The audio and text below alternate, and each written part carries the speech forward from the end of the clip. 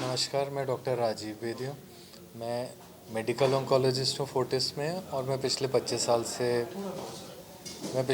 साल से कैंसर का इलाज कर रहा हूँ फोर्टिस में। उससे पहले मैं ऑल इंडिया इंस्टीट्यूट में 7 साल था मेडिकल ऑन्कोलॉजी डिपार्टमेंट में। मेरे साथ डॉक्टर दीप्ति सिंह हैं, ये ब्रेस्ट कैंसर के स्पेशलिस्ट हैं। ये एम्स से आए हैं, एमसीएच हैं। और डॉक्टर धर्मेंद्र अग्रवाल ये पीजीआई से आए हैं, अब ये भी काफ़ी सीनियर हो गए हैं यहाँ पे। इन्होंने वहाँ से एमसीएच किया। तो हम लोग मिलके आज कैंसर की अवेयरनेस के लिए यहाँ आए थे। फोर्टिस हॉस्पिटल में किस तरह की सर्विसेज और मतलब एडवांस सर्विसेज अवेलेबल हैं पर्टिकुलर कैंसर पेशेंट्स के लिए? फोर्टिस हॉस्पिटल इंडिया के बहुत कम हॉस्पिटल्स में ऐसा एक हॉस्पिटल है जिसमें हर ब्रांच के लिए अलग सुपर स्पेशलिस्ट कैंसर का डॉक्टर है। पहले क्या था कि कैंसर स्पेशलिस्ट सुपर स्पेशलिस्ट करके आए थे, अब अलग अलग ऑर्गन के सुपर स्पेशलिस्ट आ गए। ब्रेस्ट के अलग आ रहे हैं, ब्लैडर प्रोस्टेट के अलग आ रहे हैं, हेड एंड नेक के अलग।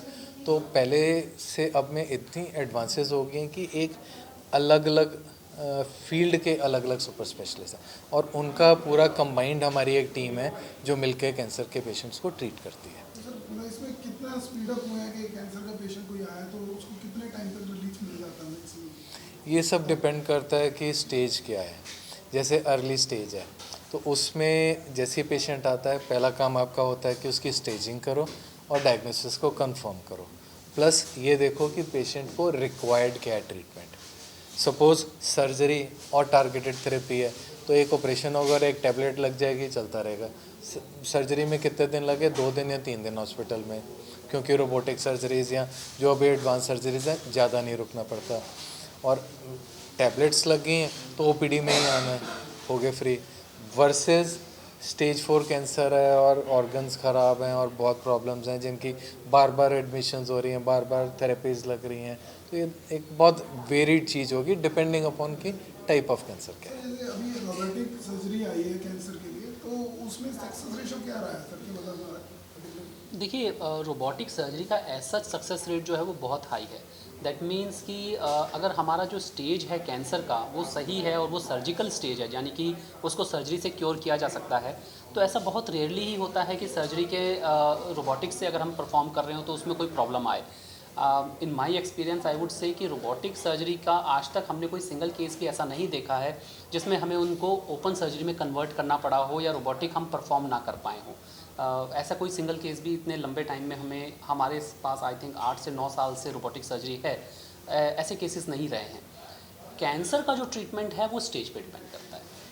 अगर हमारा स्टेज अर्ली है, सर्जरी के माध्यम से वो बीमारी पूरी तरीके से गायब हो गई है, जैसे कि हम एग्जांपल देते हैं कुछ किडनी कैंसर्स अगर सही स्टेज पे डिटेक्ट होते हैं तो उनमें सर्जिकल ट्रीटमेंट जो है वो फाइनल ट्रीटमेंट की तरह माना जाता है। बट अगर हम वहीं पे बात करें यूरिनरी ब्लैडर कैंसर की, पेशाब की थैली के कैंसर की, तो उसमें सर्जरी के साथ साथ हमें कीमोथेरेपी या इम्यूनोथेरेपी जैसी चीज़ों की भी मदद लेनी पड़ती है। तो वो जो ट्रीटमेंट है, भले ही हमने उनकी रोबोटिक सर्जरी भी की हो, बट जो कैंसर का एक ट्रीटमेंट है हमें उसको फॉलो करना पड़ता है, हमें उसके प्रोटोकॉल्स को फॉलो करना होता है। डॉक्टर साहब जैसे लोग प्रोस्टेट कैंसर के नाम से आजकल डरे हुए हैं काफ़ी, तो उनके लिए आप क्या कहना चाहेंगे? जी, प्रोस्टेट कैंसर के पेशेंट्स के लिए मैं सिंपल एक ही बात कहूँगा। आज की डेट में हमारी कंट्री में और हमारे पंजाब में प्रोस्टेट कैंसर का वो ट्रीटमेंट अवेलेबल है जो शायद यूएस, यूके, कनाडा जैसे एडवांस्ड कंट्रीज़ में अवेलेबल होगा। आज की तारीख में हमारे खुद के सिटी या हमारे खुद के स्टेट्स में जो ट्रीटमेंट का एडवांसमेंट है वो वर्ल्ड के किसी भी सेंटर के मुकाबले कमज़ोर या कम नहीं है। डरने की ज़रूरत नहीं है, अपने आप को रेगुलर बेसिस पे चेक कराते रहिए और अगर कहीं पे भी कोई डाउट होता है किसी स्पेशलिस्ट, यूरोलॉजिकल या कैंसर स्पेशलिस्ट डॉक्टर से मिलिए जो आपको फर्दर उसमें गाइड कर सकें। प्रोस्टेट के कैंसर से कितनी एज तक ठीक है कि करा सकते हैं? Usually generally prostate cancer 50 years के बाद डायग्नोज होता है, बट हमने ऐसे भी पेशेंट्स देखे हैं जो हमारे पास 85-86 की ईयर्स की एज पे भी ऑपरेट हुए हैं और वो आज ऑपरेशन से 3 साल 4 साल बाद अपनी नॉर्मल लाइफ कैंसर से कम्प्लीटली फ्री जी रहे हैं। सो अपर एज लिमिट जो है वो डिपेंड करती है कि पेशेंट की ओवरऑल फिटनेस क्या है, उनकी ओवरऑल डेली एक्टिविटी लेवल्स क्या हैं और उनकी बॉडी फिटनेस कैसी है। ये ऑपरेट के बाद भी दोबारा होने के चांसेस हैं? हर कैंसर में ये रिस्क रहता है, चाहे फिर वो प्रोस्टेट कैंसर हो, चाहे ब्रेस्ट कैंसर हो, चाहे फिर वो कोई भी कैंसर हो, रिकरेंस का चांस हमेशा रहता है। बट एज अ डॉक्टर हमारी कोशिश ये रहती है कि अगर हम किसी भी पर्सन को ट्रीट करें तो हम उनको एक रेगुलर फॉलोअप में रखें। हम रेगुलर टाइमिंग्स पे उनके ब्लड टेस्ट या स्कैन या बेसिक टेस्ट जो है वो कराते रहें, और अगर कहीं हमें लगे कि कैंसर दोबारा वापस आ रहा है तो हम उसको अर्ली टाइम में अर्लीस्ट फेज़ पे डिटेक्ट करें। हालांकि जो रिकरेंस के चांसेस हैं वो काफ़ी कम होते हैं, काफ़ी कम परसेंटेजेस में होते हैं। तो इस रीजन में ज़्यादा कैंसर के कौन से पेशेंट आते हैं? अगर हम बात करें यूरोलॉजिकल्स में तो प्रोस्टेट कैंसर सबसे ज़्यादा कॉमन है पुरुषों में आज की तारीख में world wide, and kidney cancers के केसेस भी हमारे यहाँ काफ़ी ज़्यादा बढ़ते जा रहे हैं। और जैसा मैम ने कहा और सर ने कहा कि ब्रेस्ट कैंसर जो है वो एक बहुत ही कॉमन डिसीज़ है महिलाओं के अंदर, सो इसके इंसिडेंट्स भी काफ़ी बढ़ गए हैं। मैम जैसे आपने जी मैं डॉक्टर दीप्ति सिंह हूँ, breast and endocrine surgeon, breast cancer specialist हूँ।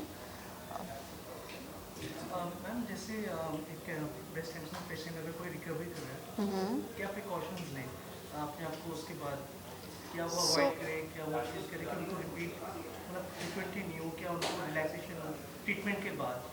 ओके, सो एक तो दो अलग तरह की रिकवरीज होती हैं। एक होती है ड्यूरिंग ट्रीटमेंट, तो सर्जरी के बाद के जो प्रिकॉशंस होते हैं वो अलग प्रकार के होते हैं। कीमोथेरेपी के दौरान एंड बाद के जो प्रिकॉशंस होते हैं वो डिफरेंट होते हैं। सो छोटा सा एग्जांपल देती हूँ। सर्जरी के बाद कई बार ब्रेस्ट कैंसर सर्जरी में हमें बगल के जो लिम्फ नोड्स बोलते हैं वो सारे निकालने पड़ते हैं। तो लेडी को जिस साइड की सर्जरी हुई है उस तरफ के हाथ में सूजन होने का रिस्क काफ़ी ज़्यादा होता है, जिसको हम लिम्फेडिमा कहते हैं। तो ऐसे उसमें हम लेडी को एडवाइस करते हैं कि आपको उस हाथ में चोट नहीं लगने देना है, उस हाथ में से ब्लड सैंपल नहीं देना है, सुई नहीं चुभानी है, उसमें कुकिंग करते टाइम कॉशियस रहना है कि जलन ना हो, समथिंग लाइक दैट। नहीं, cooking not at all, not at all, ऐसा बिल्कुल नहीं है। नहीं, नॉट हैवी वेट इसलिए होता है क्योंकि उस तरफ के स्टिचेस हील कर रहे होते हैं, तो इमीडिएटली आफ्टर सर्जरी हम कहते हैं कि ठीक है बाल्टी में पानी भर के उसको ना उठाएं, बट ऐसा कोई कॉन्ट्राइंडिकेशन नहीं होता। सारा घर का काम कर सकते हैं, सैर करने जा सकते हैं, बाहर जा सकते हैं, कोई भी पाबंदी नहीं होती from the surgical point of view. पूरा डिटेलिंग में बड़ा अच्छे से बताया, तो लोग इसके ऊपर बात करने में डरते हैं, लेडीज बिल्कुल, सामने नहीं यस, आते, बिल्कुल। तो उनके लिए क्या कहते हैं? तो उनके लिए तो मैं I make it a point कि जब भी मैं कहीं पे जाऊँ मैं उसके बारे में खुल के बात करूँ, with the mails also with the females also. जब हम खुद इससे जो जुड़ी हुई शर्म है वो कम करेंगे तो धीरे धीरे आपस में वील नोटिस कि हमारी जो आसपास की लेडीज़ हैं वो भी थोड़ा सा कंफर्टेबल हो जाएंगी इसके बारे में बात करने के लिए। Another thing which I always says कि ब्रेस्ट कैंसर सिर्फ फीमेल्स में नहीं होता, मेल्स में भी होता है। Okay, males also have a breast, they can also develop breast cancer. उनके भी जो साइंस एंड सिम्टम्स होते हैं वो सेम होते हैं as that for women. America से आई थी कि जो ब्रेस्ट कैंसर के मेल कंसर्न लोग हैं तो उनको ज़्यादा हो रहा है, तो इसके बारे में आप क्या देखते हैं? Overall cancer incidence has increased. Males में ये होता है कि अगर किसी मेल को हो रहा है तो वो जेनेटिक होने के चांसेस कई ज़्यादा होते हैं, बट अदरवाइज जो स्टेज है, जो प्रोग्नोसिस है, that is same as that with women. तो एज सच कोई वो नहीं है, बट हाँ वी जस्ट हैव टू, हमें जब हम घर जाते हैं we have to tell our ladies, हमारी mothers, our wives, sisters, our daughters की अगर कोई भी ब्रेस्ट में प्रॉब्लम है खुल के बताओ, शर्माओ मत। जब हम उनको कंफर्टेबल करेंगे तभी वो कंफर्टेबल होकर हमें बता पाएंगे। So that's something a bit that we can do.